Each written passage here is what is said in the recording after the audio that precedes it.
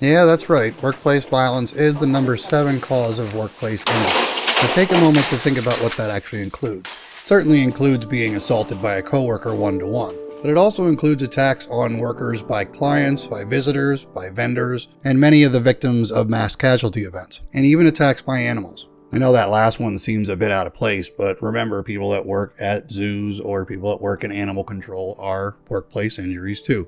So when you think about the totalities of where these injuries come from, it's not that surprising that this has risen to number 7 on the top 10 list of things that cause workplace injuries. And with the way things are going, I would only expect that to rise. And keep in mind that these injuries are not always physical, and the lasting effects of instances of workplace violence can last long after the physical injuries have healed. And workplace violence isn't always as overt as the things that make the news.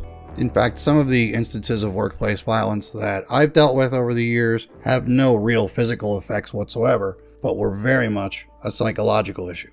The examples that come to mind I'm going to present as an amalgam of 3 separate events that occurred in a small retail portion of one of the places that I worked in the past. Now, I worked retail and I certainly understand the abuses that a lot of retail workers and service workers take from customers all the time. So it certainly won't be surprising when somebody who is front-facing and public-facing has to deal with some pretty out there things. In these instances, an individual decided that they were going to fixate on a certain clerk at a particular store. And it started innocently enough with a few short words, a couple of compliments here and there, and very quickly evolved into things like taking unsolicited photographs of them while they were working, preventing them from being able to do their jobs, and even progressed to the point where they would block them into certain areas of the store that would prevent them from easily extricating themselves from the conversation or the situation. And that's about where I came in. After reports of the escalating nature of these interactions and the harassment, they decided they wanted to get safety and security involved. To make a long and actually more complex than it seems story shorter, when I finally got down to the point that I was able to talk to them, I couldn't do something as simple as bar them. They hadn't technically done anything illegal or wrong. However, the pattern of behavior certainly was concerning. And I think the truly telling portion of why I'm talking about this in the midst of a conversation about workplace violence where no workplace violence really occurred is that after a very brief conversation with these individuals, no one ever saw them again. And after the report and the documentation of everything that led up to these conversations and the entire situation, it was discovered that this wasn't the only place that these people were doing this. So from a standpoint of injury prevention, the precursors and the warning signs are there when it comes to workplace violence.